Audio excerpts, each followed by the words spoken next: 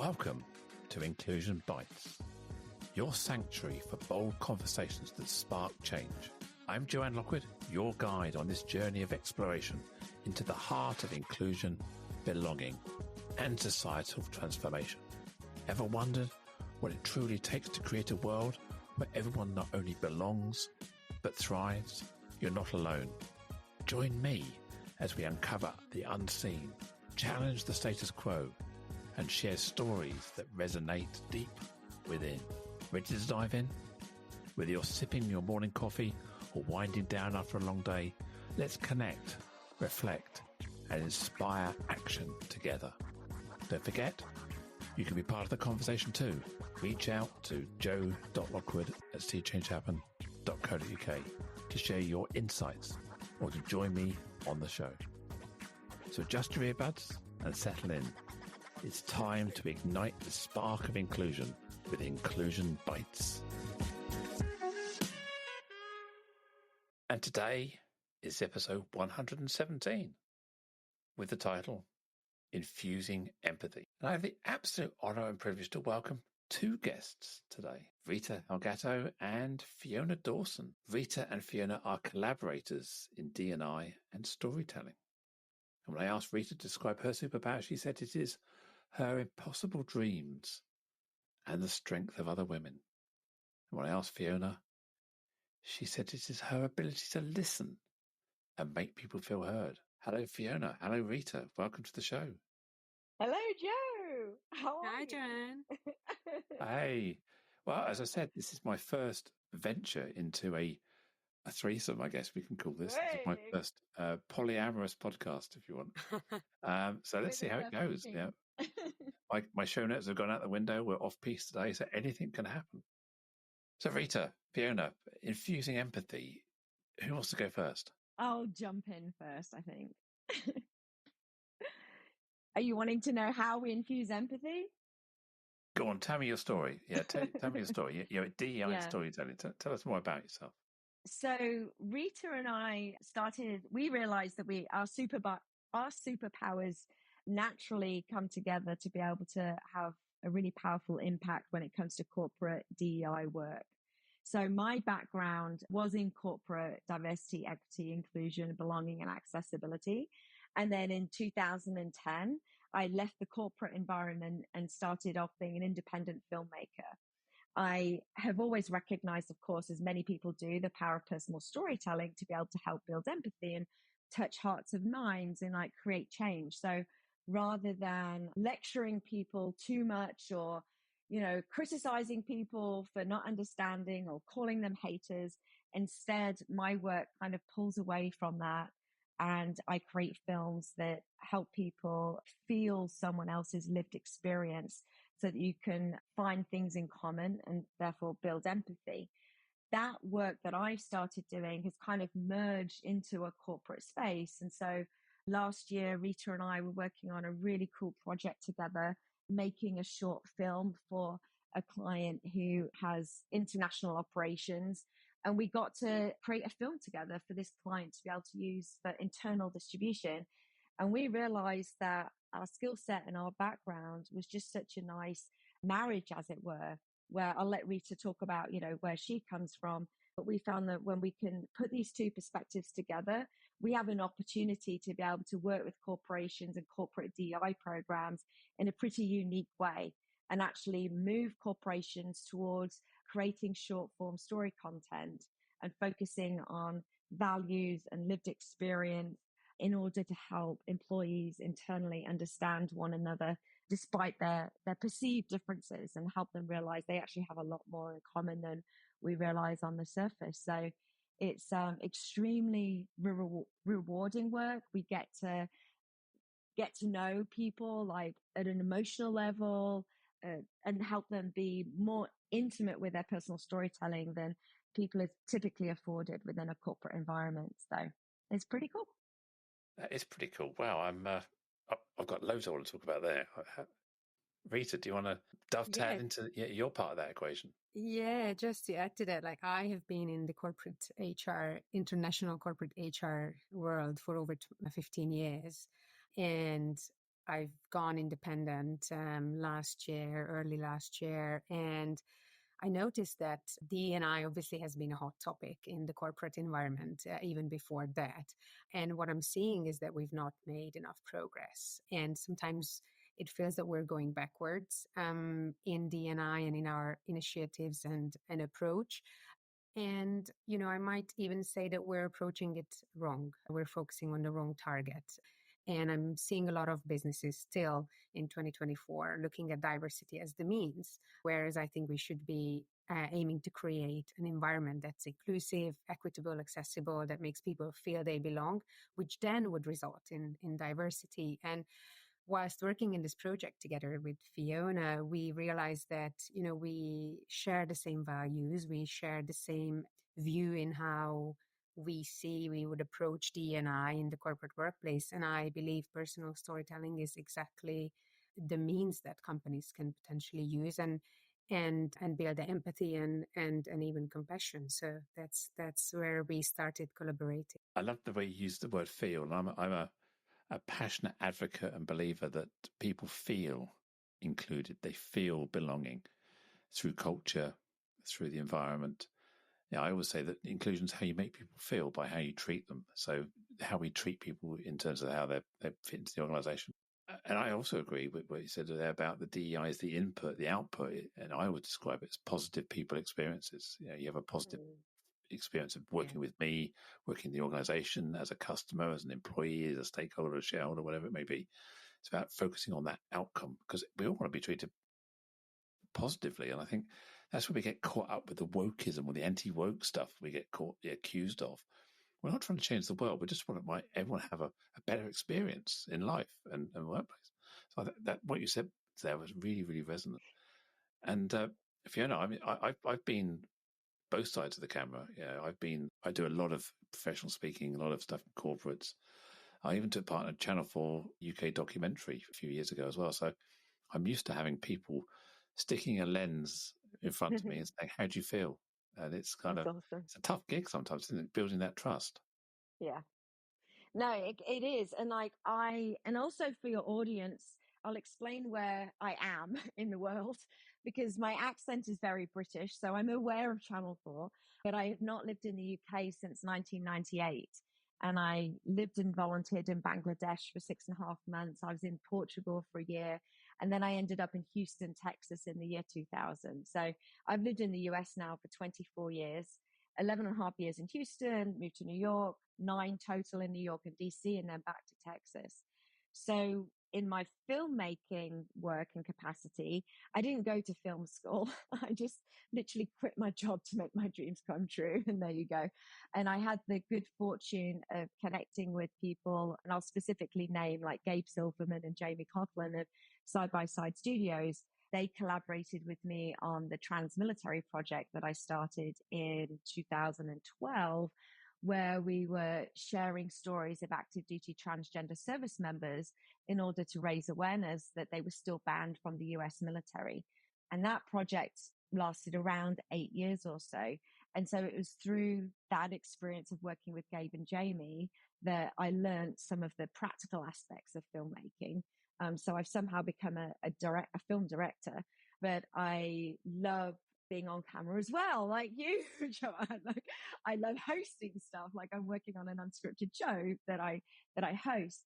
But I think that when it comes to creating a space for people to feel comfortable sharing how they feel, of course, the foundation of that is trust. And I had to learn, but also I think that I know my personality is that I do create a place where people can feel vulnerable because I am willing to be vulnerable too. Like I'm willing to share parts of me. And I think that when we do that, it can be symbiotic. It's like a dance. Like I love interviewing people because I love forgetting that the cameras are around, the lights are around, and it's just me and that one or sometimes two people that you're interviewing. But it's like a dance, and you're connecting with the eyes, and like you just allow that person and elicit their story. And I'll share parts of me too, and it's like an exchange. I don't think you can expect someone just to pour their heart out if you're not willing to pour your heart out too. And of course, I have to create space where I'm not taking over. It's not too much of me, but somebody who's creating an environment, somebody who's creating an environment for somebody else to share has to be able to share themselves as well. And that's what I found in this work, and of now like nearly 14 years of making films. And it's very, very powerful. And I think that you see the audience's reaction afterwards. And like with the trans-military work, we had the short film on the New York Times, and then the feature documentary premiered at South by Southwest. And so I went to a lot of different film festivals. And after watching those films, like the number of people in the audience that will come up to you afterwards and thank you for doing the work and thank you for sharing the stories. And I had so many people who privately came out to me after watching the film. So you're in a theater and like you're the film director and they're coming up to meet you.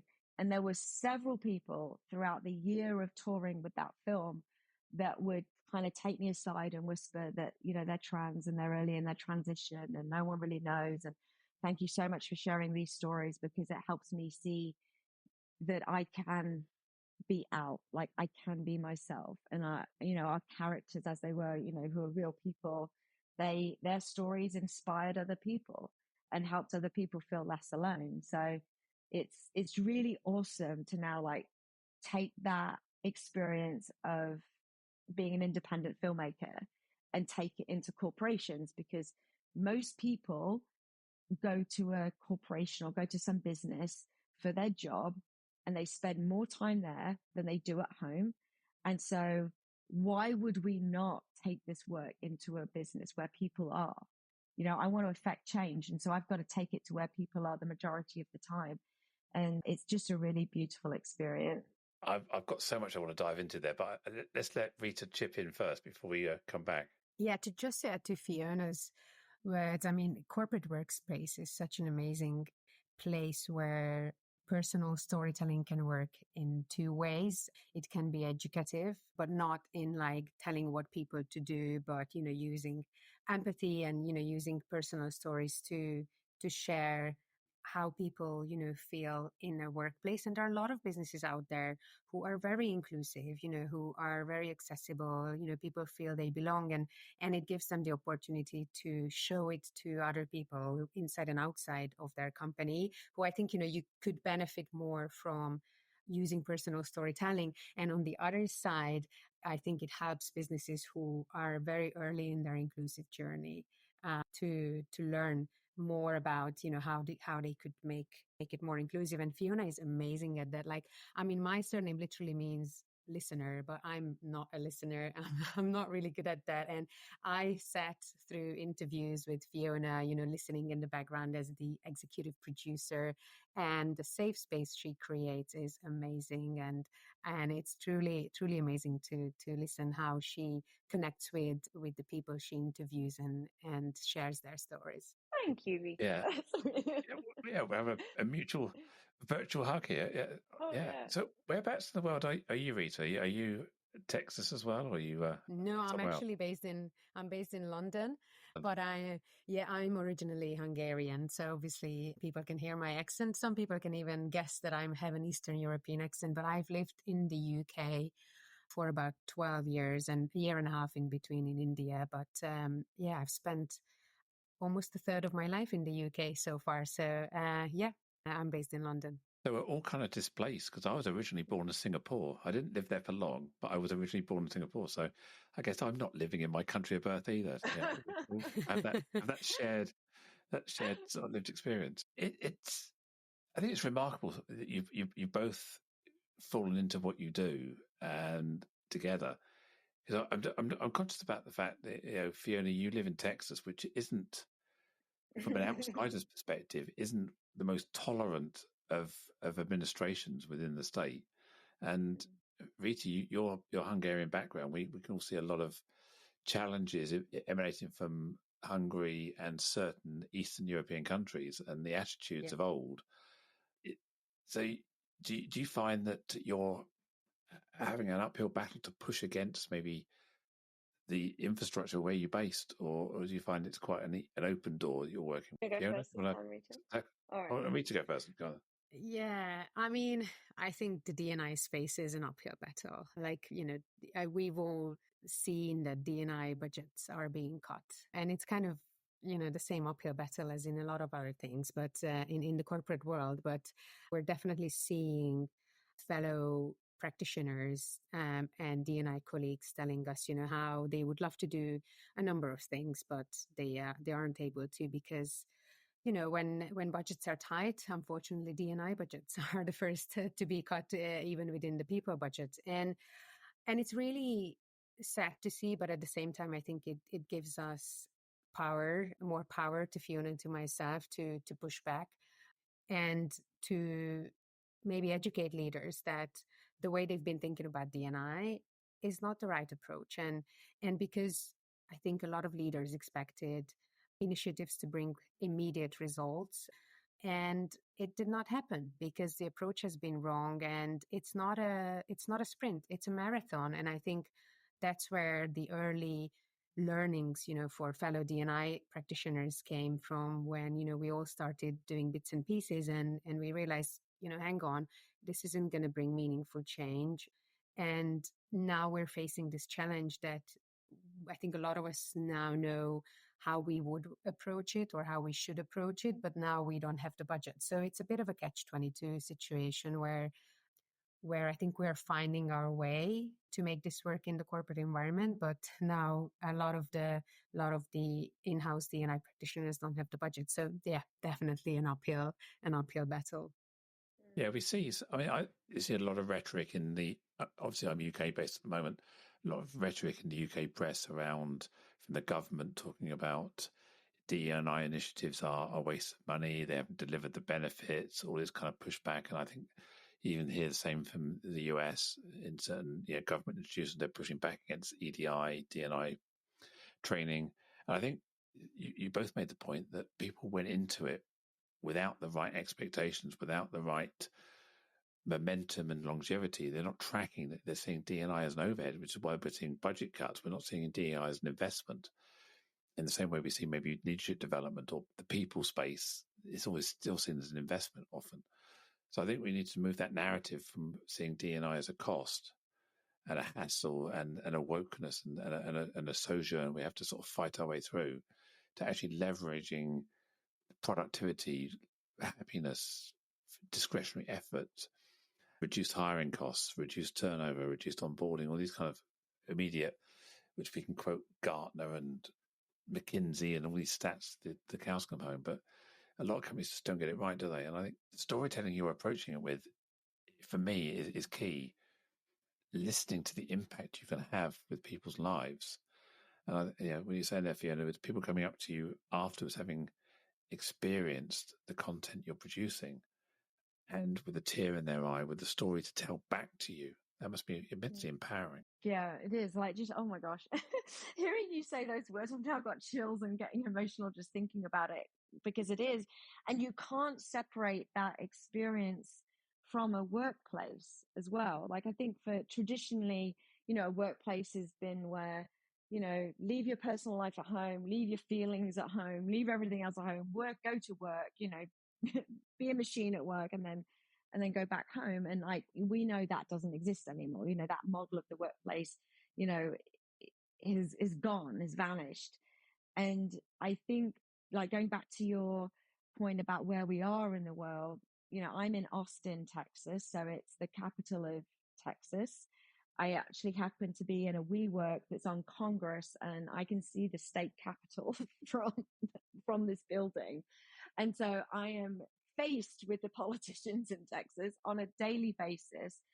And I personally love being in this place in the world, because I feel there is so much great work to be done. I do work with Equality Texas, like that's the nonprofit that my company Freeline Productions does work for. And we're helping educate, entertain, and inspire through personal storytelling with Equality Texas. And I think that talking about both in the UK and in the US and states across the US, how like DEI is being cancelled and gotten rid of. I personally believe it's not going away. It's just shifting, and it's going to probably be labeled something else. But when you're talking about people development and leadership, you can't have a leadership training if you don't talk about the diversification of your workforce. Like from stats here in the US, like 1 in 5 Gen Z identifies as LGBT. The future is very queer. Not only here in the US is it very queer, white people by numbers are going to be less than 50%. And that's just a fact. But we're all like spiritual beings having a human experience. We just happen to be put into different human meats, So it's like, if you want to be a leader, you're going to have to educate yourself on what these humans are going to look like and behave like and be culturally raised in order to have a successful workforce, in order to have a successful business.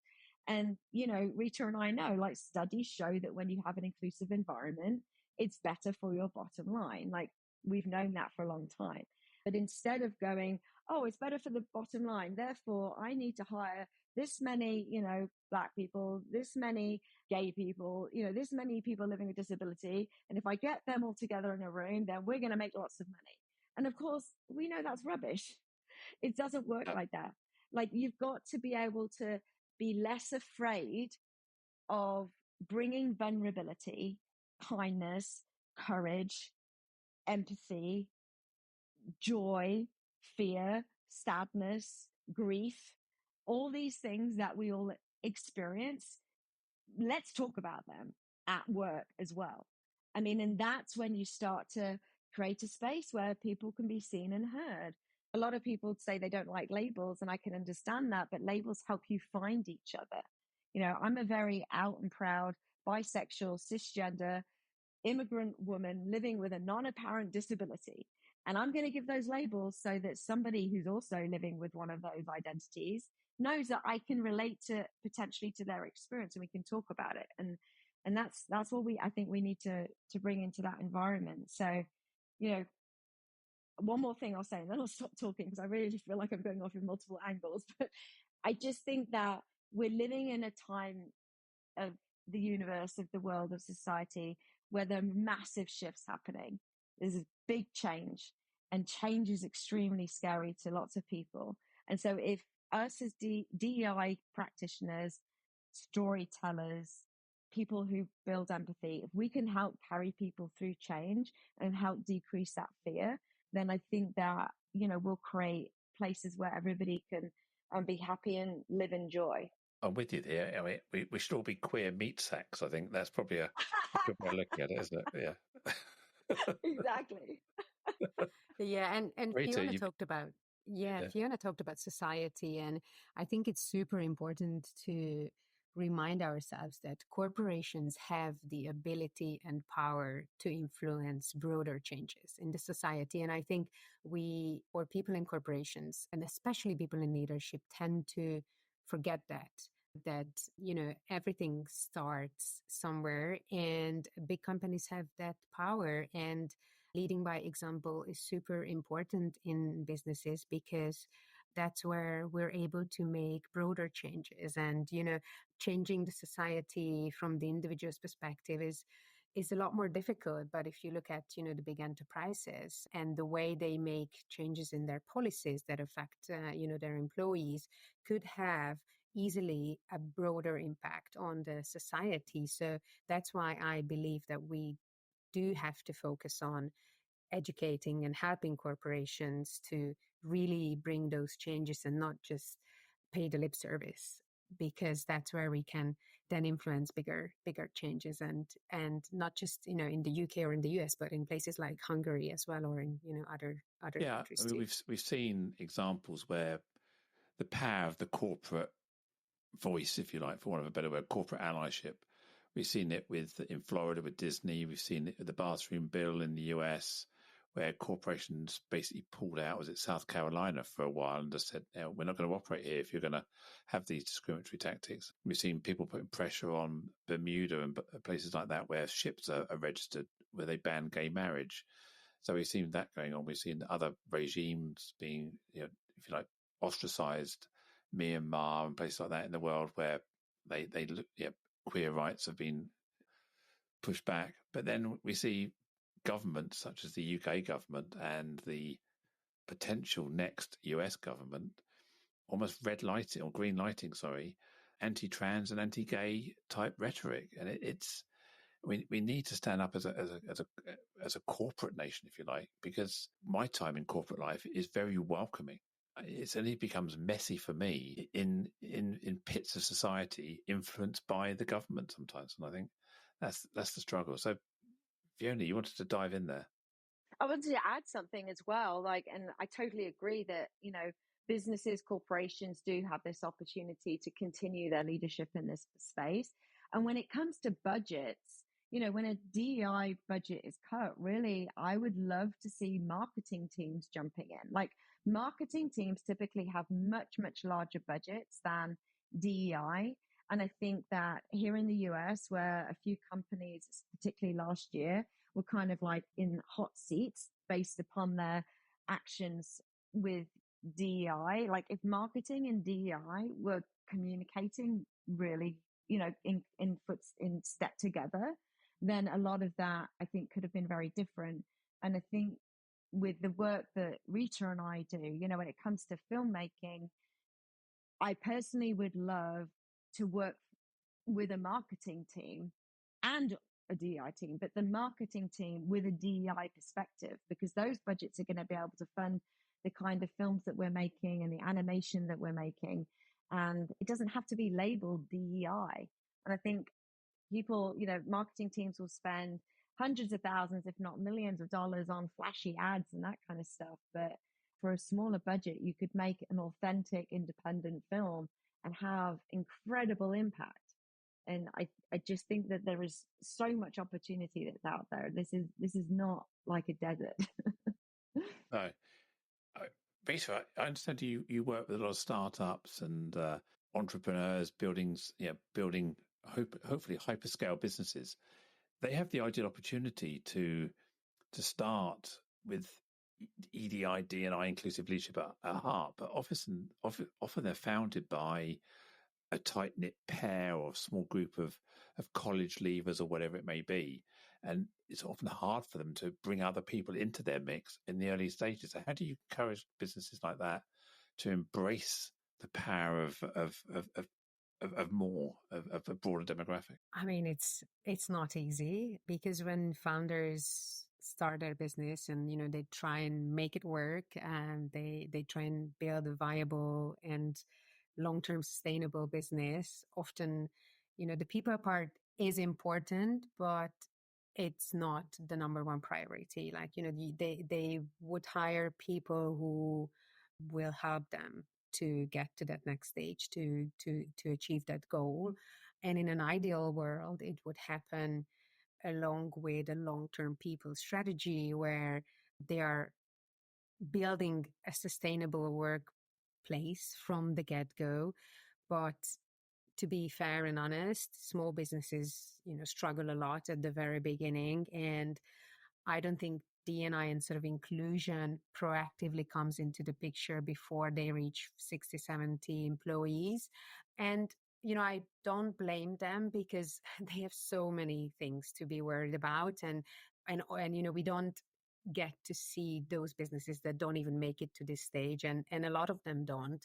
But there's definitely an opportunity, and not by, they don't need to hire a D&I practitioner or a senior people leader from the get-go, but there's definitely opportunities for those founders and leaders early on to educate themselves and to be conscious and mindful about how they are going to build an inclusive workplace. And what I'm hearing and seeing the most is oftentimes leaders don't know where to start. And that's another problem, right? Like, okay, I want to build an inclusive workplace, but where do I start? And that's what makes it difficult. And I think us as fractional people leaders like myself, have this opportunity to support these founders and build that workplace. But it's unfortunately in a very difficult business environment, it's not an immediate priority. Yeah, I've experienced very similar in some of the work I've been doing.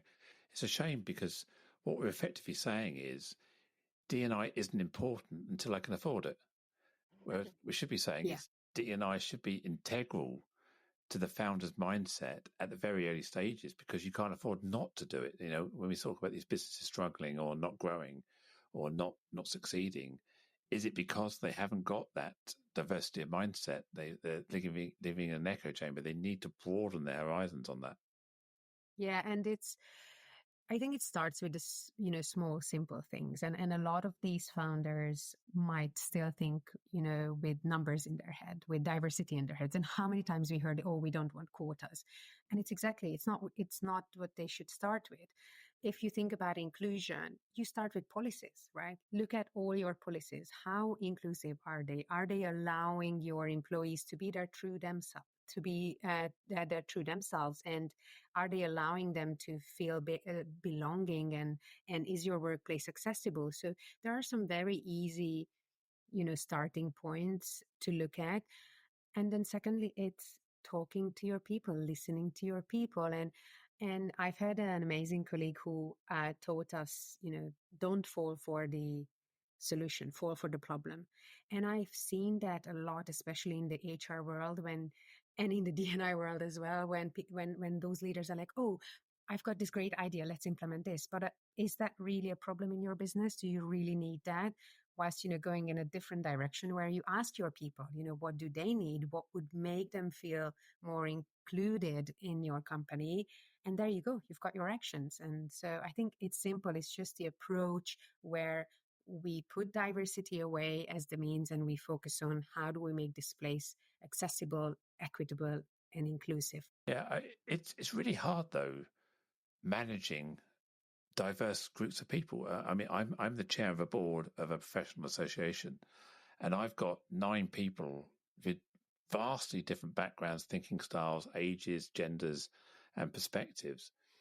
And it's really hard to chair that board sometimes, where you're trying to allow everyone to have a voice, move things on, reach consensus, and, if you like, work with the disagreements or work with the differences of perspective to bring that harmony and togetherness where we make a decision that we'll all stand behind. It must be really hard, as you say, in a startup environment where founders want to, in quotes, get shit done and make things happen. And they've got all these people they've got to start, I've got to be nice to them. I've got to be nice to them. I just want to get on with this. Is that some of the challenge there, Rita? Yeah, but I think it's a challenge everywhere. But it's a sprint. It's not a sprint. It's a marathon. And so I think we need to approach it differently as well. Like, do we want an immediate decision and a consensus, which, might lead to some results, or do we actually want to do something better, bigger? When, in that case, we might want to spend more time to allow others to add their input and feel heard. And yeah, so I think it's a difficulty in any workplace meeting, whether it's a small emerging business or a large corporation. But I love working in those challenging environments because that's how I learn. And I think if we allow ourselves to be vulnerable in the sense that, I don't know how to, let's say, moderate a meeting like that because there are so many different kinds of people in there, but I'm going to allow myself to be open to that experience and see how it goes, then we might actually get something more meaningful out of that. Maybe it takes a little bit longer, but it would definitely, I think, bring greater results. Thank you. Fiona, you talked about getting marketing involved, and that really resonated because I'm thinking here, brand is owned by marketing. And when we talk about recruitment, we talk about employer value proposition. We're talking about recruitment marketing. We're talking about brand and culture have to figure very heavily in our marketing strategy and in our recruitment strategy. We're not going to recruit people who don't resonate with our brand. And what I, in my experience, what I tend to find is when people are going through the hiring process, the hiring manager or the hiring team have a disconnect of priorities with the corporate objective. They're trying to fill an empty chair. They're trying to get their project done. They're trying to make something happen. And they'll just go, oh, here's a CV, let's hire them. Or, yeah, I know somebody. And we all the best inclusive hiring practices go out the window because I've got a CV on my desk and they'll do. And for the priorities, hiring velocity, cost of hire, and the experience, you can't have them all high. You've got to spend more money to get better experience or slow down.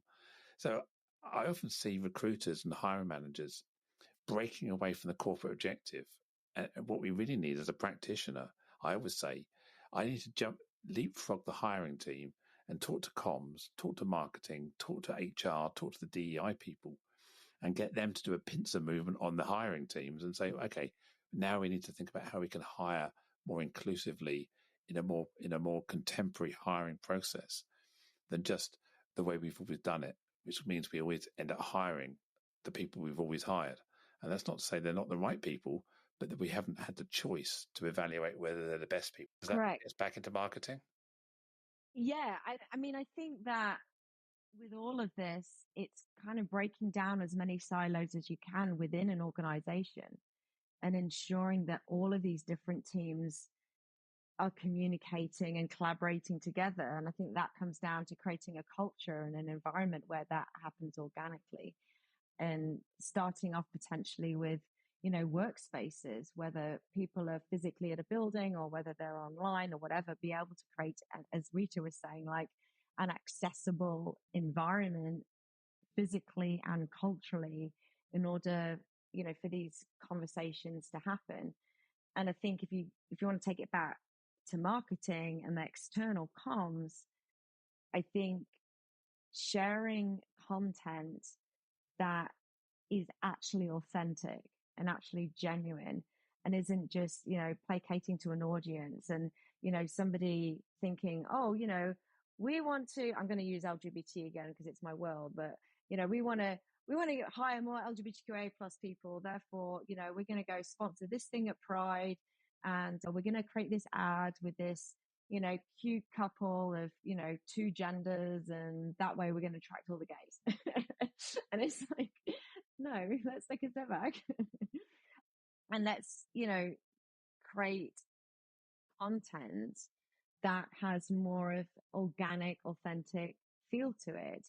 And one of the tools that comes to mind is creating really strong ERGs, employee resource groups, or BRGs, business resource groups, and being able to engage the employees that you already have and make sure that those ERGs are also intersectional. So a lot of companies will have, a Pride ERG, a veterans, people with disabilities, but all of us human beings, in addition to being meat sacks, we can use the analogy as icebergs, where only 10% of who we are might be visible, apparent above the surface, but most of who we are is unapparent and beneath the surface. And you don't belong just to one ERG, you've got multiple identities. And so I think that starting with those ERGs, and then bringing people together in collaboration, making sure that marketing is including ERGs in their decision making, potentially start off with sharing stories of people that belong to ERGs and kind of like growing up from there. And to, reiterate what Rita was saying about it being a marathon and not a sprint, is like, always bear that in mind. Like, just the smallest little actions can sow the seeds of really long-term significant change, and making sure that it is always authentic and always comes from heart. And it's not just checking a box because they think it's the right thing to do. Yeah. From a meat sack point of view, I don't think anyone's ever shouted out from the rooftop, we need to hire more trans people. But we don't fit on their Noah's Ark sometimes. The Noah's Ark has to have black people, white people, disabled people, disability, maybe some gay people, maybe some lesbians. Well, we're not sure about bisexual people. What about the bisexuals? Yeah, I mean, do you want to talk about the bisexuals? I mean, because we can go there. Yeah, let's go there. Well, I mean, for me, okay, so I'll share something. So when it comes to marketing, for example, say you're marketing to the queer community, and oftentimes when people are represented, like stock imagery, for example, like stock imagery could do with a bit of an injection of inclusion because they naturally go to, oh, let's put like two men, and I'm going to use like binary gender language. So we've got two, cute guys that are going to be assumed to be gay, or we've got two women that are assumed to be lesbians. But how do you represent bisexuals in that imagery? Because any of those people could be bisexual. And if you have, content where you've got somebody who is presenting, female and male gender, and then another, female gender, they're not necessarily straight. One or both of them might be bisexual. And then if you want to really go further, like what about families that have more than two adults in their makeup? Where do they belong? Going back to Rita's policy, like here in the US, your healthcare is dependent upon your policy. What about families that, are in polyamorous relationships, but you can only put one adult on your health insurance? What do we do with that? So it's like constantly thinking about ways that our societies and our systems have set up barriers to access the basic things you need in order to take care of yourself and your family. So yeah, but bisexuality, just for the record, let everyone understand, here in the United States, studies show that close to 60% of people who identify as lesbian, gay, and bisexual are bisexual. So we are not actually represented so much in media and filmmaking and TV. And we've got all these stereotypes and tropes. And, I've got a book if anyone wants to understand more about it. But that's a whole other podcast conversation, Joe.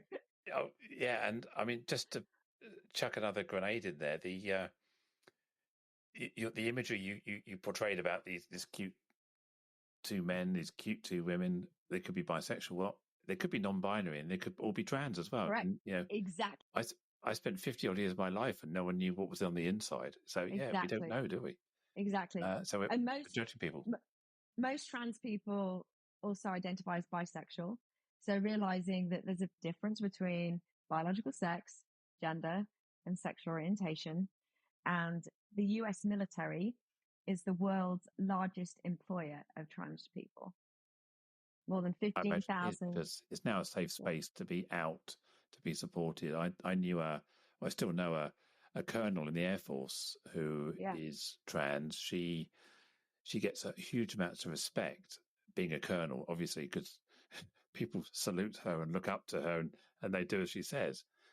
She gets far more respect and support being as part of the military community than she ever would in civilian life and out on the street. So it's well recognized under this administration. The military is hugely supportive, isn't it? Well, I mean, you might be talking about Sherry Soroski, who is retired Sherry Soroski. No? Okay, somebody else. No. So she's a retired colonel in the US military. So in fact, when trans people were still banned in the US military, they were still the US military was still actually the largest employer of trans people. So this isn't a new phenomenon. Trans people serve in the US military at twice the rate than cisgender or non-transgender people do. So we need to consider not just in the US, but the military is a workforce as well. And so how are militaries around the world providing an inclusive workforce? But I think the US military has long had a history of providing a space for trans people to be gainfully employed, to have community, to have a job that feels like you're part of something bigger than yourself, to access healthcare, to be able to get education, all of those things that a cisgender person would like to have as well. So it's not new that the US military has been an environment where trans people have been able to serve. And it depends on different units. It depends upon your leadership on how you're treated. So like when the ban was still in effect, we found that there were many people who were out as trans and serving despite the ban, but because their leadership knew that the ban was wrong and they didn't care who you are, like what your gender is, do you have my back out where it matters? And that, can you do your job? And so those people are allowed to serve. And then you would find other units where there might be, transphobia or a leader that did not get you as a trans person. And then that's when you're ostracized, potentially kicked out. So I think that the military ban on trans people was outdated policy, going back to policy as well. It had nothing to do with the government. I mean, nothing to do with the government. Of course, it's part of the government entity, but it wasn't like it was outdated policy that needed updated. So it didn't really matter so much as to who was president. It was like, is the Department of Defense going to update their medical policies and include trans people to be able to serve? And finally they did. And then there was a bit of a bump with one president from another, whatever. A couple of executives and things, and but just ignoring him for a while. Yeah. Yeah, exactly. Because it was an executive order. Like, but now, trans people can serve openly, but then you still need to update your policies to include intersex people. 1 in 100 people are born intersex, meaning they can have any combination of male and female sex tissue, chromosomes, and or hormones. And for the longest time, because of how your genitals look, you have been prohibited from serving in the US military, which is kind of ridiculous. And so it's like just being on top of, and that's where, again, like Rita and I think, have this great collaboration where she's the expert on the policy and the HR. Like, I know enough to be dangerous on that. I'll be the storyteller. But marrying like updated policy with sharing someone's lived experience, and you can help build inclusion. Rita, I can see you're dying to get back in here. Come on, go for it. No, I mean, I love that Fiona brought that up, because I recently read a report of a large global consulting firm, and I was going like nuts about it, because they were talking about numbers, right? Like D&I report was just all numbers, and here's a simple solution for businesses. And just reflecting to, and Fiona said, the US military just quote unquote needed to change their policy. Like, how about if companies and corporates start reporting their inclusion numbers and not their, this is the number of this type of person we have, this is the number of this type of person. Like, so let's talk about, what's the gender pay gap in your business? How many and what kind of policies have been implemented to ensure, equality, equity, inclusion, etc.? How do the career of members of underrepresented groups track, etc.? So, let's not try and always talk about numbers, because it's almost like showing off, like, oh, look at how diverse we are, but are you truly inclusive? Here's a simple solution that any company could do. Ditch those reports and start talking about the type of policies that you implemented and the changes that you made, so that your people, wherever they come from, can feel themselves and included. And I think the US military is a good example of, they could have talked about the numbers, but the true change came with a policy change. So we know, we've talked about it already today, that diversity, inclusion, equity, belonging, all these kind of things, the culture influences better outcomes for business. We know that. It's been out there for donkey's years. We know this. But what we've also got to recognise is the facts don't change people. We still drive too fast. We still eat too much red meat. We drink too much wine, even though these things are bad for us. We shouldn't do it. So for whatever reason, organisations aren't seeing these kind of work initiatives or strategic initiatives as being beneficial. We talked about the startups not seeing it as something they can afford in the early days. So how do we get businesses to start to do something? Because, as I say, the facts don't change people. We look at the World Economic Forum is talking around 160 odd years for gender equity in the workplace in the Western world. If you look at the globally, it's sort of 250 years, I think, when you include China and the Middle East and those sort of places. We have to encourage those with the power, those with the privilege, which, let's just pick a demographic out there. Let's just say it's straight white men as an example, who often hold the power and privilege. How do we get them to enable the change? Because you can stand on the outside of the castle, banging the door down all you like, but unless someone's prepared to open it for you and welcome you in, how do we get people who hold those privileges to open the door, to have the conversation? They're scared. They don't know what to do. They're worried about being marginalised themselves. You want to go first, or you want me? I'm ready. Go on then. Go for it. I'll just say 2 words and then I'll let you go. And I think it's simple, by building empathy and compassion. I think that's the very first step. Yeah. And sorry, have I interrupting you? Okay, good. I think to build on what Rita said, and how you do that, is to help straight white men see themselves as diverse, because they are diverse. We all are diverse. It's not like straight white cisgender men versus everybody else. Like, that's the approach we've been taking, going back to all the numbers. Like, if we've created an environment where straight white cis men feel like they're left out of this conversation and they're shit. And we need to change that completely, because those straight white cis men also have multiple lived experiences that are beneath their surface that no one is talking about. And that doesn't mean that we're leaving all the marginalized people behind. What it means is that we're opening and we're making the table bigger for everybody to get there, and help. Like, that straight white cis man has faced adversity too. And now we've created an environment where if that man wants to share his story, he's feeling like he's been told to go sit in the corner and be quiet. And it's making it worse. Not only has he faced adversity, but maybe he has kids who have, or parents, or like other family members. And so that's why I think that we need to share everybody's story, including the straight white cis man. And those people who are in power and leadership, help give them the opportunity to be able to lead and include everybody without feeling like they're not included in that work. And the 4 steps that I feel that you go through is like self-awareness. So every human, if we could all increase our self-awareness, and if that straight white cis man can help increase his own self-awareness too, and then it's awareness of others, because once you've worked on yourself, it's easier to understand and work with other people. And then it's courageous action and collaboration. But you're more likely to take courageous action and collaboration if you've done your own work. And to get a tiny little bit woo-woo here is like elevating consciousness and realizing the spirituality that we all share, and that everything is going to be okay. Like, another analogy for you, when you like go up on an airplane and like say down on the ground, as I know in the UK, it's raining a lot.